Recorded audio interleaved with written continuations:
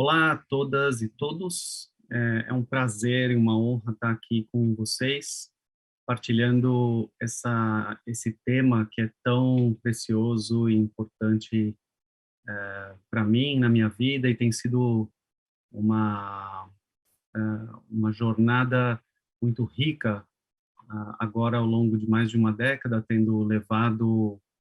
a comunicação não violenta para inúmeros espaços e contextos. Me chamo Yuri Haas, eu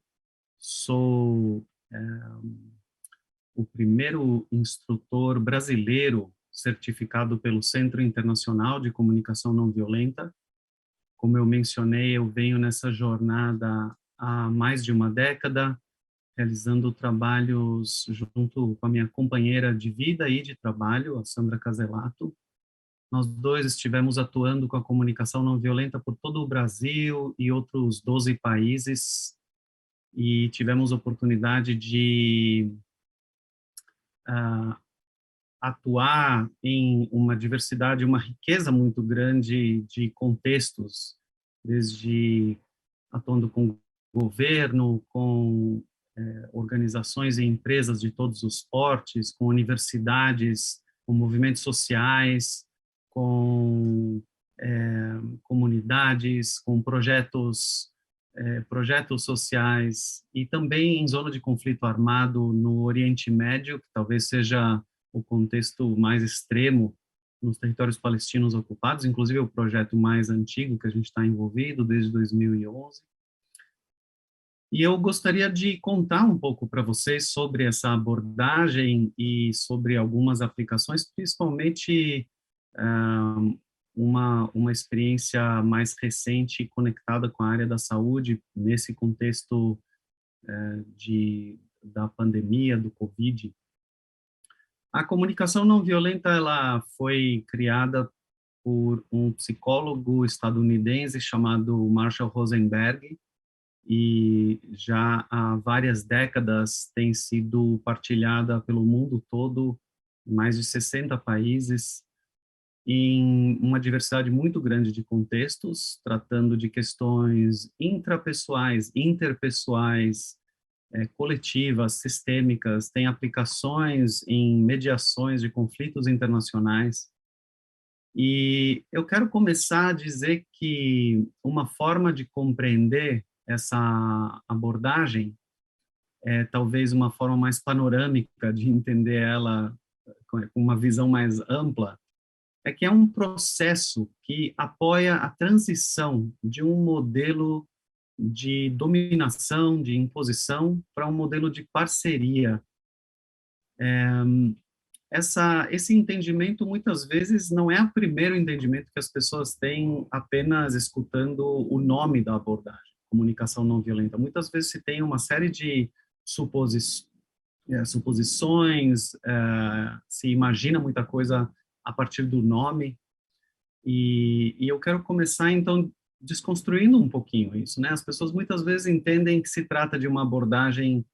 talvez que seja uma técnica, uma forma de falar, uma maneira de,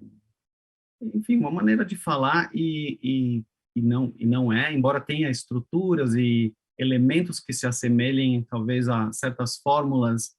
no processo de aprendizagem, elas são meramente processos de apoio para compreender algo mais profundo, para compreender como sustentar uma transformação na compreensão, no olhar, que vai sim ter impacto também na forma de se comunicar, na forma de escutar o outro, de receber o outro. E então não se resume também ao conceito de comunicação meramente. Na realidade, a comunicação, ela decorre de um modelo, talvez, que é formado no nosso processo de socialização anterior, né, ao ato de comunicar-se. Então, o nome às vezes dá essa ideia mais tópica, mais superficial, enquanto a abordagem realmente está tratando de uma mudança mais profunda, de elementos mais da fundação, talvez, da formação cultural e identitária. E o próprio Marshall Rosenberg falava que não era o nome ideal que ele queria, talvez que ele não gostava tanto assim desse nome, mas era o melhor que ele tinha conseguido trazer para esse processo dele. E o trabalho que ele estruturou, na realidade, vem também, tem uma herança de abordagens anteriores. O Marshall Rosenberg foi aluno do Carl Rogers e herdou muito do que o Carl Rogers criou na abordagem centrada na pessoa. Ele é uma das figuras principais da história da psicologia humanista. Então, muitos dos elementos que estão aí também foram herdados para dentro da comunicação não violenta.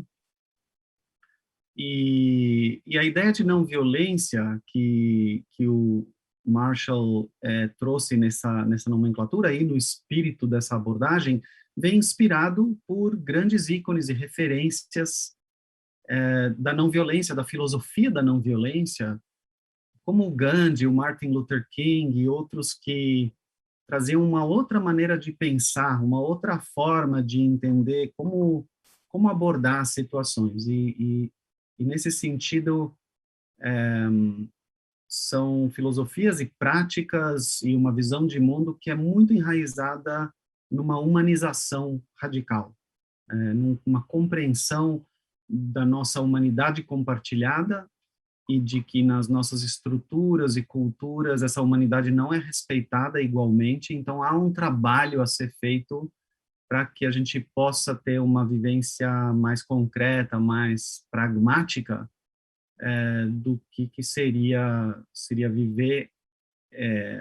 nesse mundo com essa experiência de humanidade compartilhada. A comunicação não violenta ela tem dois pilares fundamentais dentro da sua prática, duas partes fundamentais, uma é a expressão e a outra é a escuta. E a escuta a gente chama de escuta empática e a expressão de expressão autêntica.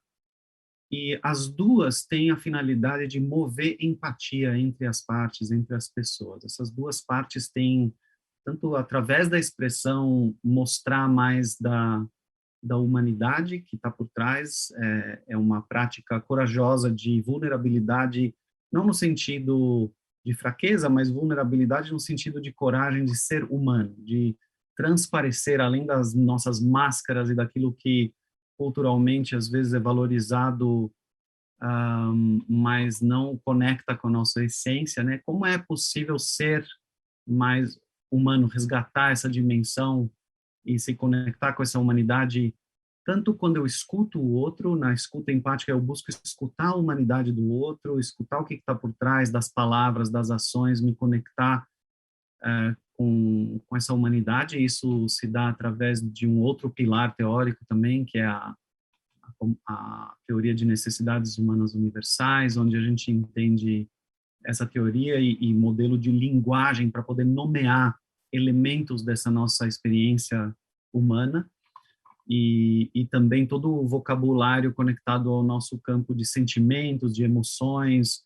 que forma esse conjunto. Quando falamos da nossa humanidade, normalmente na comunicação não violenta é muito fundamentado na linguagem de sentimentos e necessidades. Mas a ideia dessa linguagem, como o Marshall dizia, é de ter um apoio, da gente poder acessar e falar dessa experiência que é,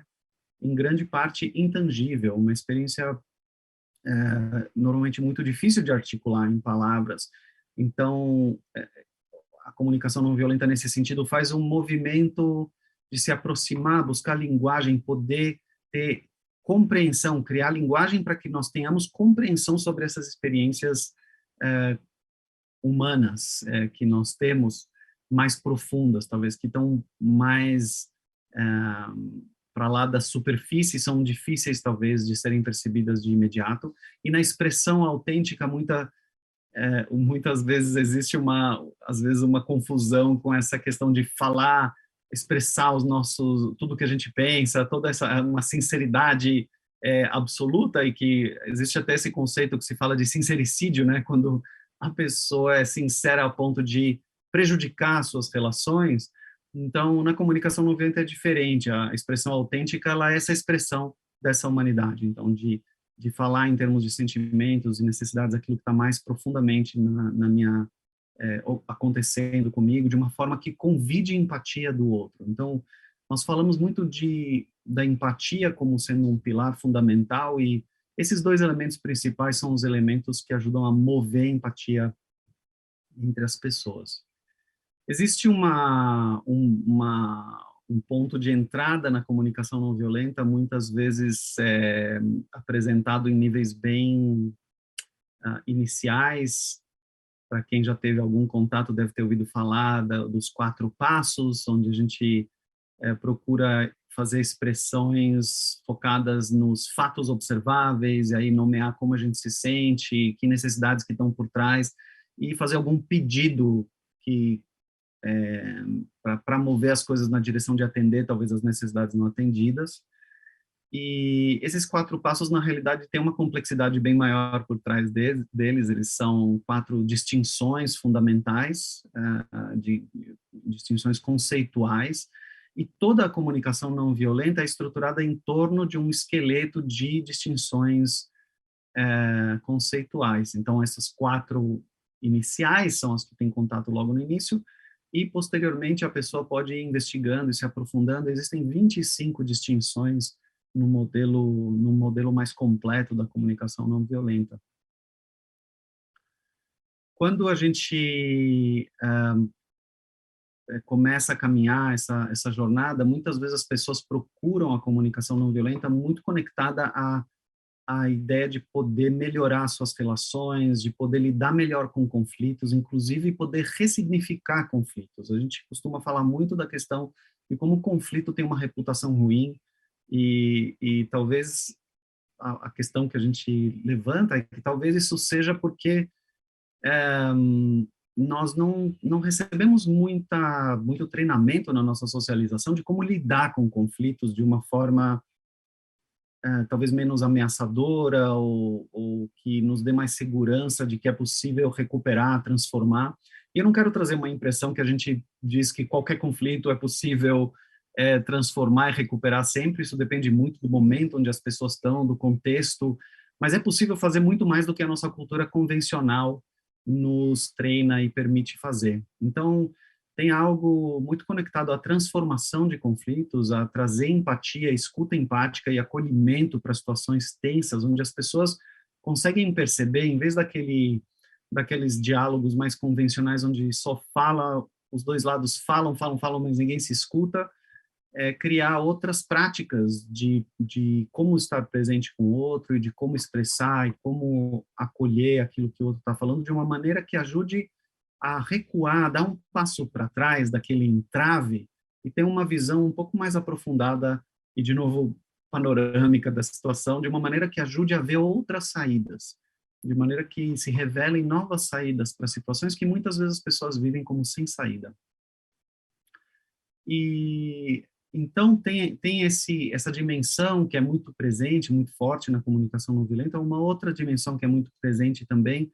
é a conversa interna, é como lidar comigo mesmo, com as exigências e julgamentos tremendos que eu carrego na minha conversa interna comigo mesmo. Isso muito ligado também à socialização e como o nosso mundo se estrutura culturalmente, o que é valorizado nas nossas sociedades, e muitas vezes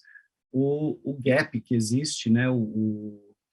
entre aquilo que eu vivencio e aquilo que eu, entre aspas, deveria alcançar de acordo com os referenciais à minha volta. Isso gera muito sofrimento, gera muita,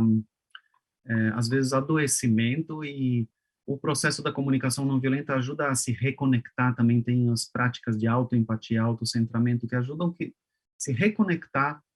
com essa humanidade em mim mesmo. Como eu faço para passar a me orientar pela vida de um lugar mais centrado, mais conectado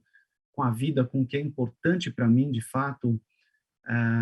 e como eu consigo me mover mais a partir de um referencial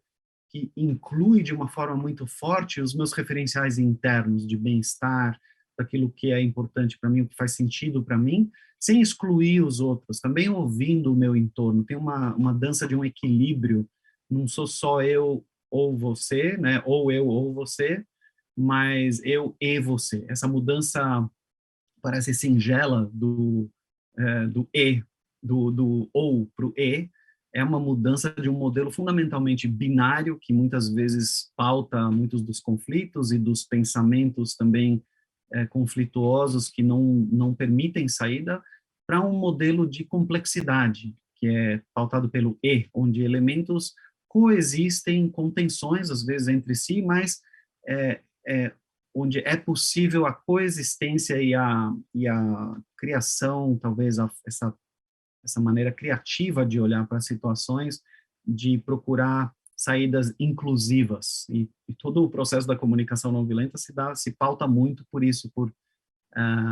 um processo de cocriação de saídas inclusivas. Então, esses são elementos muito comuns, muito convencionais, onde as pessoas procuram trazer para diversos ambientes, nos ambientes organizacionais, de trabalho, ambientes familiares, as relações, o autocuidado, como a pessoa, então, lida consigo mesma, as dificuldades que enfrenta no dia a dia, na vida. E nesse ponto, talvez seja importante, então, trazer o elemento de como dentro desse momento de pandemia, que já se estende quase, né, mais de 1 ano e meio, a gente não tem ainda um fim muito claro pela frente, como ficou mais evidenciado uma outra dimensão da comunicação não violenta, um grande benefício que ela traz, que está conectado com a regulação do estresse. E aqui entra um campo que eu ando estudando, eu e a Sandra andamos estudando, investigando e trazendo, integrando no nosso trabalho, e está em relação com um projeto que fizemos recentemente com pessoas que trabalham na linha de frente no atendimento ao COVID, procurando apoiar essas pessoas em conseguirem regular melhor o seu estresse. E eu quero dizer que, embora estudemos isso, não é essa a nossa área de formação, então eu estou trazendo isso com eu diria, com essa anotação de modéstia. Eu não sou um especialista nessa área, mas venho pesquisando o suficiente para entender alguns fenômenos que a gente vive na prática. Então, uma das coisas que nós entendemos é que quando as pessoas são expostas a um estresse prolongado e que as leva para além da zona de capacidade de lidar com ele, que pode até chegar no ponto traumático, né, de uma carga de experiência que vai além da capacidade da pessoa conseguir processar, e muitas vezes o que ocorre no nosso organismo é uma reação, uma resposta de estresse, e que, na realidade, é um mecanismo muito inteligente de sobrevivência, que é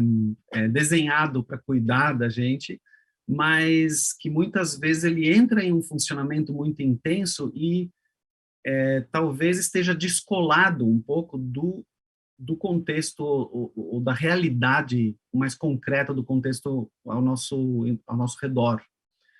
E então a gente tem visto muito, quando conversando com pessoas desse campo de atendentes da linha de frente do COVID, tem relatado muito o quanto as pessoas têm adoecido, os atendentes, né, os profissionais de saúde, têm adoecido muito, têm tido uma capacidade reduzida de lidar com situações, ainda que emergenciais, situações não tão extremas. Então tem um aumento na sensibilidade, na irritabilidade e uma diminuição da capacidade, então, de responder. E isso muitas vezes está relacionado, são sintomas muito comuns de pessoas que estão tendo esses efeitos tóxicos do estresse. E quando a gente foi estudar essa questão, exatamente como o sistema nervoso pode estar entrando num processo de estar respondendo, está tentando responder, mas está entrando em parafuso, não está conseguindo dar conta. Na realidade, essa resposta até está deslocada, como eu falei, um pouco a neurocepção de perigo, ela está tá de alguma forma deslocada dos fatos concretos que estão nos cercando. Então, tem algo ali a ser feito que pode ajudar a pessoa quando há práticas que permitem a pessoa a conseguir fazer com que essa resposta de estresse diminua um pouco, ela consegue recuperar várias das funções cognitivas que são muito importantes nessa hora. A criatividade volta, a habilidade de engajamento social, a habilidade de pensar mais claramente nas situações e até mesmo de perceber quais são os próprios limites, porque às vezes isso até não fica muito claro e em detrimento da habilidade da pessoa fazer escolhas que a levam até um burnout, né? Pessoas não percebem quais são os seus limites, não colocam esses limites e acabam ficando inutilizadas, né? Para elas mesmas, para quem está ao seu redor. Está muito conectado aqui um exemplo que virou um pouco clichê, mas eu acho ele tão bom, não é à toa que ele é um clichê, ele é excelente, que é o exemplo da máscara de oxigênio, que eu vejo muitos cuidadores que conhecem, inclusive, esse exemplo, mas conhecem racionalmente, não percebem que esse comportamento está muito enraizado na maneira que compreende esse papel do cuidador. Então, a máscara de oxigênio, né? Isso é um elemento transcultural. Todas as companhias aéreas, em todos os idiomas e culturas ao redor do mundo, têm a mesma mensagem. Dizem para as pessoas para primeiro colocar a máscara de oxigênio, se eu tiver acompanhado de um menor ou de um idoso, primeiro colocar em mim mesmo, para depois colocar nessa pessoa que me acompanha,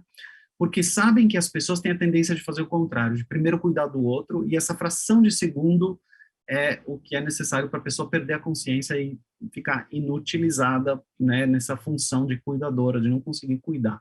Então, às vezes, a ideia, a crença que se sustenta desse lugar do cuidado, as histórias que a gente conta, aquilo que é valorizado, o autossacrifício que é tão valorizado em muitos lugares, em muitos mitos em torno dessa questão, acaba tendo um custo muito alto, porque a luta é muito mais longa, né? E a pessoa, se ela se cuidar, ela consegue voltar amanhã para continuar a luta, ela consegue voltar no dia seguinte, mas se ela não tivesse cuidado, ela não consegue permanecer nesse esforço coletivo. E uma das coisas que a gente, então, conectou com a comunicação não violenta, de como esse processo de regulação do estresse, como ele pode ser apoiado pela comunicação não violenta, é a questão da escuta. E como a corregulação do estresse, que é essa regulação que a gente faz nas relações, na minha relação com o outro, pode ser pode estar presente através da escuta, do acolhimento, das pessoas poderem expressar o que elas estão vivendo, o que elas estão passando, as dificuldades, os desafios, as dores, ver muita gente, às vezes, morrendo, ou as repercussões dessa realidade sobre outras questões, os desdobramentos que isso tem, e como isso impacta a pessoa, ela poder contar isso para alguém que simplesmente vai testemunhar, presenciar, escutar empaticamente, não dar palpite, não dar conselho, não sair contando histórias sobre si mesma, não interromper com um monte de perguntas, não fazer uma série de outras coisas que a gente está acostumado a fazer culturalmente na nossa cultura relacional, e que muitas vezes é uma tentativa de demonstrar interesse ou de demonstrar cuidado. Muitas vezes isso não chega como um cuidado. Tem um desalinhamento entre o que é a intenção e o impacto daquilo que eu estou gerando. Então, essa presença empática, a possibilidade de acolher, ajuda muitas vezes, tem um impacto profundo na capacidade da pessoa processar aquela experiência e conseguir se centrar e voltar, sair da resposta de estresse e voltar a conseguir estar mais presente, acessar os seus recursos, a sua própria resiliência e conseguir, então, fazer as escolhas, enfim, lidar com o contexto que ela tá tratando. Isso é uma das práticas. Uma outra prática que a gente também tem trazido é a autorregulação do estresse, é como a pessoa consegue oferecer essa escuta para ela mesma, como é que ela pode, em vez de simplesmente estar vivendo, estando sequestrada pela situação, trazer esse elemento de empatia para exercícios do que a gente chama de autoempatia, autoconexão, que ajudam a interromper a maneira que eu estou processando, que eu treinei. Também é um processo, né, um treinamento social, processo de socialização, muitas vezes me faz fazer escolhas de suprimir aquilo que eu estou sentindo, continuar fazendo, me distrair com alguma coisa, procurar fazer alguma atividade que vai amortecer aquilo que eu estou sentindo. E a comunicação não violenta, não, ela convida a fazer um mergulho e se conectar mais profundamente, o que é que eu estou sentindo, quais são as necessidades por trás, oferecer esse autoacolhimento, que é uma prática muito potente nesse processo de trazer uma clareza interna para aquilo que está acontecendo e apoia muito em eu processar as minhas experiências, de novo, as minhas experiências difíceis e conseguir sair de novo da resposta de estresse, ou pelo menos reduzir ela um pouco, a ponto de eu conseguir ir devagarzinho retomando a maneira que eu engajo com maior resiliência o meu entorno, a situação na qual eu me encontro. E a gente tem visto como esse impacto. Realizamos recentemente um projeto junto aos hospitais da Unicamp, levando essas práticas para um grupo de multiplicadores, que por sua vez levou para um grupo maior ainda de pessoas de pessoas profissionais da área da saúde, da linha de frente, lidando com o Covid, e foi muito bem recebido. A gente ficou muito tocado com o tipo de retorno que a gente recebeu dos diversas posições de enfermeiras, enfermeiros, médicas, médicos, enfim, muito tocante perceber quanta dor está sendo vivenciada e quanto pouco conhecimento se tem de práticas que podem ajudar, práticas pontuais que não levam, não tiram muito do tempo, mas precisam de alguma habilidade, precisa saber como interromper aquilo que a gente já está no automático, acostumado a fazer, e fazer algo novo, algo diferente, que vai ancorar bem esse acolhimento, e, eu quero mencionar aqui que isso não é nada novo na história da humanidade. Na realidade, existem várias práticas tradicionais, ancestrais, de diversas culturas, que são muito fundamentadas na base do contar a história do que está se passando, da dor, do sofrimento, e ser recebido com algum tipo de fórum de acolhimento, seja isso uma roda de conversa ou algum outro formato, onde se entende, se compreende esse princípio, o princípio de que o que vai ajudar a pessoa a retornar para o seu centro, para a sua resiliência, é ela poder articular a experiência do que passou com ela e formar isso num formato de uma história e ter esse acolhimento que vai ajudar a conectar mais com os valores profundos, o porquê aquele luto, aquela dor estão ali, e simplesmente permitir espaço para isso. Não precisar sair tapando o buraco ou rapidamente silenciando aquela expressão de dor, ou de choro, ou de frustração, mas simplesmente fazendo espaço para ela, porque ela é uma expressão de sanidade, é uma expressão de algo que está muito correto com aquele organismo, com aquela pessoa, com aquele sistema nervoso que está expressando da forma mais natural e tentando lidar com o sofrimento que está presenciando, que está testemunhando. Eu espero que essa breve apresentação esteja trazendo alguma clareza tanto sobre a comunicação não violenta, quanto sobre essa aplicação dentro desse contexto, de como ela pode apoiar com a autorregulação e corregulação do estresse. Eu vou estar logo mais respondendo perguntas com vocês. Eu espero poder desenvolver um pouco mais a conversa. Numa apresentação tão breve, as escolhas sempre são difíceis de fazer, o que elementos trazer, que elementos não trazer, mas esse é um panorama suficiente para esse momento, E eu gostaria de dizer que temos um site para quem quiser conhecer um pouco mais do nosso trabalho, que é o sinergiacomunicativa.com.br. Pode nos encontrar também no Instagram, no Facebook, temos muito material no YouTube também.